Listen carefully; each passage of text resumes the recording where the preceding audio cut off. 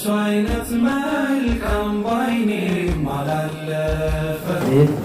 الله ثم الصلاة والسلام على رسول الله صلى الله عليه وسلم. السلام عليكم ورحمة الله وبركاته. أيه سلامتان تربية بيان جماعة أكما دابتا تت اتفقنا ويان أبا بوليسكيا مسابي في أنا بلال اسم وجه ترتي دقيقة مراسة كان تاسس نودا أبد أمور سكنتا كنا نوجه ترى اسم جنة so بسم الله والسلام على رسول الله صلى الله عليه وسلم. إلى الإسلام تاتي سانتان نويارا متدورين سانتا كنا كنويارا هذا تقويني دفنة gama kiyyaan waa'ee obbolummaa yookaan tokkummaa jetti gara isaatti sinnuuf. Ayyee sagantaan kiyyas waa'ee qananii yookaan niimaa rabbiin keenya nurratti oolu kan dubbattudha. Qananiin rabbiin keenya nurratti oolee jiruu duniyaa kanarra nu argamsiise hedduudha jecha gabaabumatti mootu yoo ufuma biraa kaan harka keenya harkaan lama nu kennee ija lama nu kennee miila lama nu kennee qaama keenya guutuu nu kennee qananii akkana nurratti ooluun keenya qananii rabbiin nurratti oolee jecha kanneen namootu yoo harka keenya waan badii dalaynee ija keenya waan badii ilaallee miila keenyaan bakka badii yoo kan dhaabbannu ta'e niimaa rabbiin nurratti oole ufumaa keenyaa uf harkaa balleessaa jira jecha akkasuma qananii rabbiin nurratti oole kanarratti carraa gaarii kanatti fayyadamudha jecha carraa gaarii kanatti fayyadamu jechuun namootu ija keenyaan bakka keerii waan keerii kalaama rabbiitii yoo ta'e jechoota gaggaariidhaan laalu wanta keerii qabu laalu wakazaalika harkallee waan gaarii ta'e lukallee bakka gaarii ta'e naannoo keeriin itti ba'atutti argamudha. Naannoo ibaadaan yookaan sila hawaasa musliima irraa barbaachisu bakka rabbiin dhaabadhaa jedhee namaa fayyamuu fi bakka rabbiin dhaabadhaa jedhee dhaabachuun miila keenya yookaan bakka keerii dhaabachuun barbaachisaadha jecha. Kanaaf wanni namootu rabbiin maaliif wantoota adda addaa parsantaa guddaa yookaan harka caalaa fakkeenyaaf amma ija lama nu kennee harka keenya lama kennee quba keenya shan nu kennee gurra keenya lama nu kenne kanaafis isa mirgaatii fi isa bitaalee jecha akkasuma arraballee rabbiin nu kennee jira wanni martuu hojii garaagaraa qaama keenya keessatti qaba akkasuma guyyaa qiyaamallee wanni martuu qaama keenyarra jiru kunni guutuun isaatu hin gaafatamaa jecha ijji hin gaafatamtii guyyaa qiyaamaa harki keenya hin gaafatamaa arrabni keenya kun hin gaafatamaa gurri keenya hin gaafatamaa akkasaalika qaamni saalaa keenyas hin gaafatamaa miilli keenya hin gaafatamaa jecha wanni guddaan asitti jedhama wanni guddaan ilmi namaa halaaku ittiin of taasisu gabaama wanni guddaan ammootu arrabaa jedhama arrabni wanni addunyaa kanarratti yookaan ilma namaa badii guddaa keessa seensisu arraba jecha ilmi namaa arraba ofii waan tokkorraa qabachuu kan hin dandeenye ta'e maasiyaan silaa inni keerii hin dalagu jedhurraa maasiyaan inni hojjetutu jiruu isaa caala harkaa balleessaa jecha wanni gaafii isinitti ta'uu danda'u yoo kan jiraatu ta'e maaliif rabbiin keenya harka lama nu kenne ija lama nu kenne gurra lama nu kenne miila lama nu kenne arraba takka nu kenne wanna jedhu nama keessatti gaafii ta'uu danda'a jecha osoo miilli keenya arrabni keenya lama kan ta'u ta'e akkamitti akka dubbachuun danda'a yaaddoo guddaadha. Arrabni keenya osoo lama ta'e afaan keenya akkam akka ta'uu danda'u isin yaachisuu danda'a jecha. Arraba kanaan yookaan arrabni namaa kun dheeratus gabaabbatus yoo kan gabaabbatu ta'e gabaabbatuun arraba osoo hin taane wanta nama hamachuurra waa namaan jechuurra ilma namaatiin jecha badaan jechuurra gabaabbatuun keerii isaa qabdi jecha. Dheerachuun ammootu ilma namaa kana yoo inni biloogi kana dalu ilmi kun akkas jira yoo isin asiin dabartu iltuun akkas jirti uumentaan waan inni quba hin qabne yoo kan arraba kan kee hin qabanne ta'e maasiyaan namicha sana laalcha'ee sirratti deebi'a jecha wakkaataani arrabni kijibni illee arrabuma kanaan wal qabataa jedhama wanna kijibni kan kee yookaan wanni ati kijibdu san arraba kanaa wal qabattee uumentaan kijibdaa asirratti seenaa gabaabduu wayii isinitti himetiniin daqiiqaan kiyyawaan adillataa jiruuf isinitti hima seenaa waa'ee ibnu qayyim rahimahullah seenaa isaanii keessatti yookaan gaafa wayii jedhan osumaa ta'anii kalamar osoo ta'anii bakkoonni ta'aniituma turtii yeroo baay'ee booda isaan cumata mitiin wahii raammoo wahii agartee raammoo wahii kan agartee jennaan harkistee fuudhuu dadhabdee sana booda fuudhuu dadhabdee jennaan waan gootu wallaaltee deemtee hiriyoota isaan yookaan namoota baay'ee miidhaan baay'ee yaamtee jedhan gurmuu godhattee mitii san fuudhuudhaaf wayitee isiin achi deemtee sannii yaamtee jettu isaan Ibnu akkanumatti ta'anii ilaalanii marti isaaniitu tartiibaan dhufanii wayi bakka raammoo sana wayita gahan isin duraan deemtee dhufte bakka raammoo sana wayita gahan raammoon isin itti yaamtu sun hin jirtu jedhan inni fuudhee isaanumatu akkanatti jalaa fuudhee jedhan sana booda namoonni waliin dhufan martu yookaan mitiidhaan waliin dhufan martiseetu soqanii bakka hundaa soqanii dhabanii hin kijibdaa ati kijibduudha jedhaniitiin gananii yookaan isii dhaga'uu didanii biraa deemanii jedhan sana booda isiillee bakka mara laaltee bakka hundayyuu laaltee dhabdee jennaani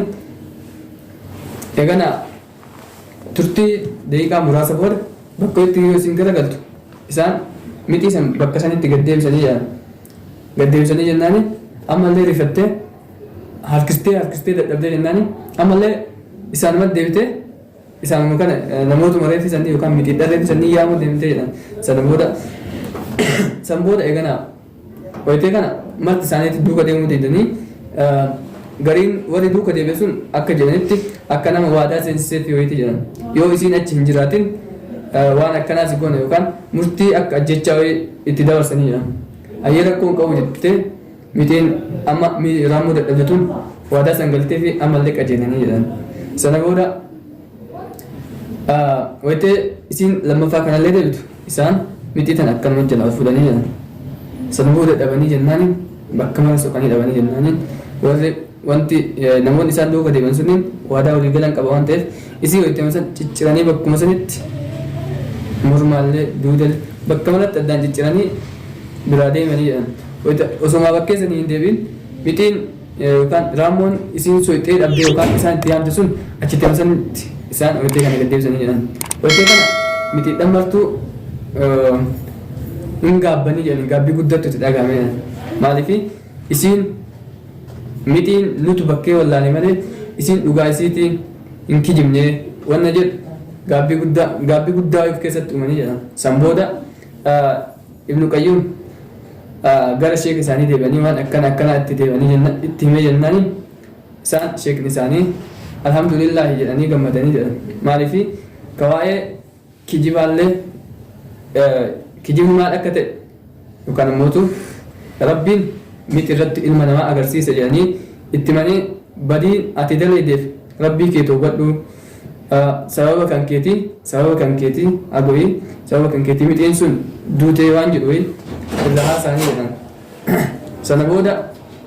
san booda kanarraa wanni isin hubattan yookaan wanni huban mitiin yookaan kijibni namni tokko osoo waan wayii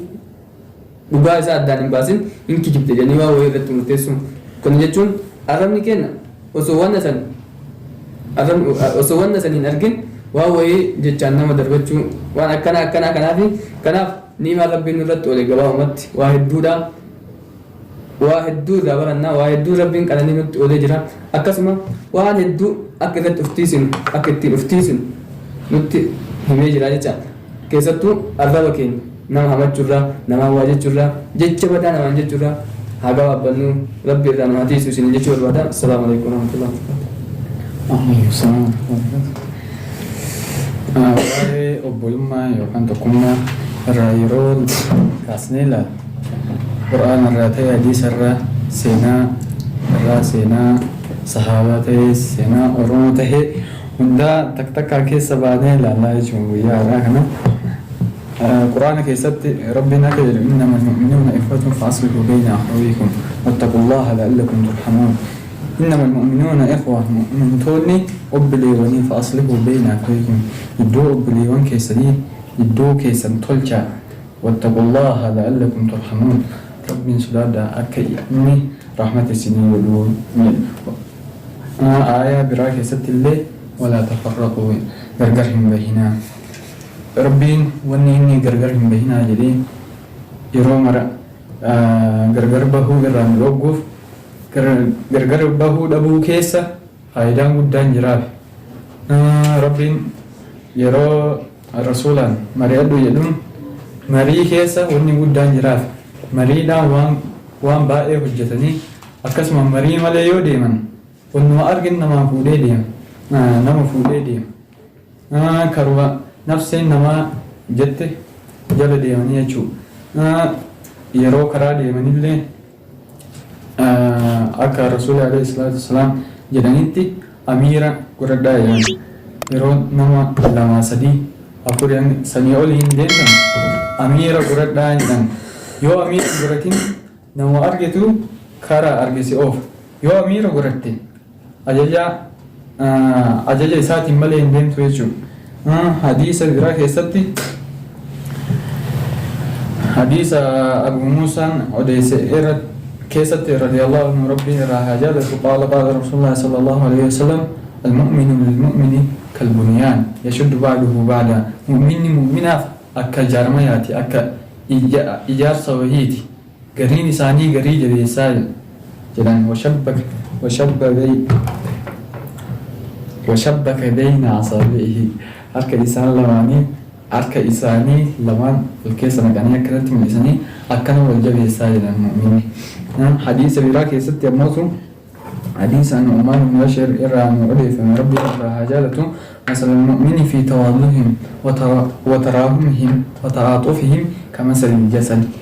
إذا اشتكى منه عضو تداعى له سائر الجسد بالسحر والأمة. مؤمن والجالتشو كيستي غرا ولي دافو كيستي ولي رحمتو كيستي أكا قامة كوتي قامة كيسا yoo bakkummaan tokko si dhukkubde yoo qubni tokko si dhukkube sababaa qubni tokkichi si dhukkubuutiif halkan guutuu gurraa bultaa jechuudha. Mu'min illee fakkiisaniitii jedhan rasuulli alayhi salaatu wassalaam. Yeroo hadiisa biraa keessatti tokkoon keessa yeroo salaattan salaata xocheessaa salaataa yookaan gabaabsaa salaataa jedhan jama'aadhaan yeroo salaattan sababaan isaa laafaa yookaan da'iifa nama jaarsa fa'aatu isin keessa jira. Gaafa adda salaattan immootu haga feetan dheeressaa jedhan. Sababaan isaa wal miidhuun keessa hin jiru. Kan muslimni tokko muslima yookaan namni muslimaa tokko obboleessa isaa waan hin miineef miidhuullee hin qabu. Namni haajaa obboleessa isaa keessatti tahe rabbiin haajaa isaa keessatti tahaa jedhan. Namni rakkoo obboleessa isaa tokko irraa fure rabbiin rakkoo duniyaa fi akhiraa irraa furaa jedhan. Hadiisa keessaa hagana laalle nu gahaa seenaa sahaabaa keessaa yoo laalle jara wahiitu lola Tabuukina fakkaata nama 3 jedhan bishaan osoo walii kennan dhuman. Tokkoffaan awwala osoo lola keessatti nama 3 sadiinuu waraanamanii ciisan. Keessaa tokko namni biraa bishaan qabatee dhufee yoo si fidee jedhan. Yeroo tokko bira fidu jedhee aada. Osoo ka biraa achii aadu ani asiin dhuguu jedhee isatti fide ani hoyyoo qabaa jedhee kaanii dabarse jedhee dabarsa. Yeroo inni dabarsutti ka sadaffaallee garasii jedhee aada. Ani hoyyoo qabaa isaa dabarsii jedhan. Eegasii innillee fuudheetiin ka sadaffaatti fide. Ka sadaffaa yeroo inni bira gahutti ka sadaffaa hin du'e. Yeroo ka sadaffaa irraa kara lammaffaatti as deebi'u ka lammaffaallee hin du'e jedhan. Yeroo ka lammaffaallee dhiisee tokkoffaatti as deebi'u sadiinuu hin duute. Sababaa obbolummaati. Wal jabeessuu irraa namoota wal jabeessuun nu bira tokkummaan kenna hagam guddaadha. Hagam wal jabeessinaa bahaadhii ummata sanirraa jechuudha. Akka ummanni sun yookaan zamana sahaabaa sun ummanni yookaan sahaabonni wal jabeessanii fi akka ittiin wal jabeessinu yoo wal bira qabnee laalle samii fi dachii walitti hundufu ammallee gaafooyii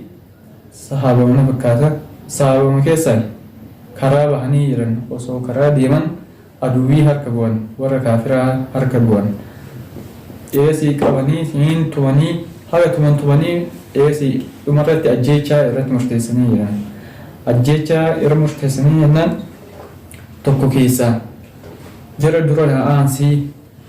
dura du'uu barbaadaa jedheen sababumaan ati dura duutuuf maal isin sadiin irrattu duuti murteeffamee jira isin martuun duutanii maaliif dura na aansi jettee jennaan daqiiqama an dura ajjeeffamee dura du'usan keessatti jarri haa qabbaneeffatanii fi yookaan narraa booda haa aananii fi jedheen sababaa sanii ajaa'ibsiifatee namichi gadhiisee jedhan sadiinuu sababaa jarri wal jabeessuutiin du'arra najaa bahanii jechuun rabbiin du'arra isaan bilisa godhe.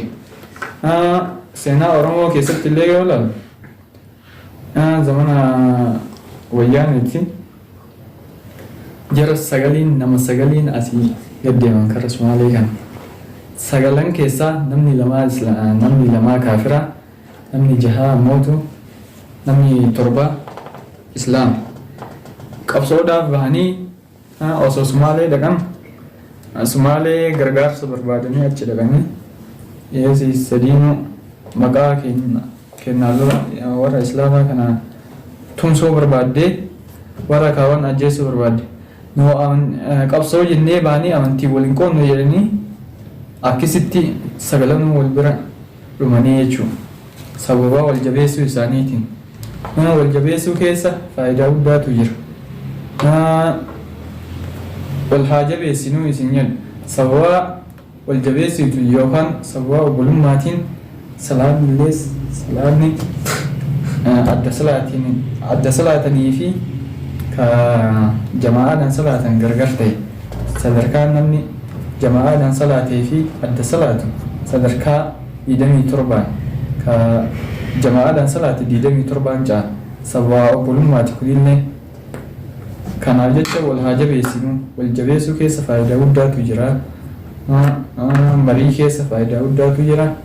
mari'ataa wal jabeessaa haa deemnu isin Ayyee sagantaan keenya kan guyyaa irraa misaalis gabaabumatti waa'een obbolummaa maal akka ta'ee fi waa'ee maalii akka ta'e isiniif himee jira. Anis akka danda'ameen waa'ee qananii yookaan ni'imaa rabbiin kennu irratti ol akka danda'ameen isin ibsee jira jedhee qaba. Asuma irratti xumuraa osoo xumuriin dura gara musaabitti deemsee sagantaa keenya guyyaadhaan goolbanna.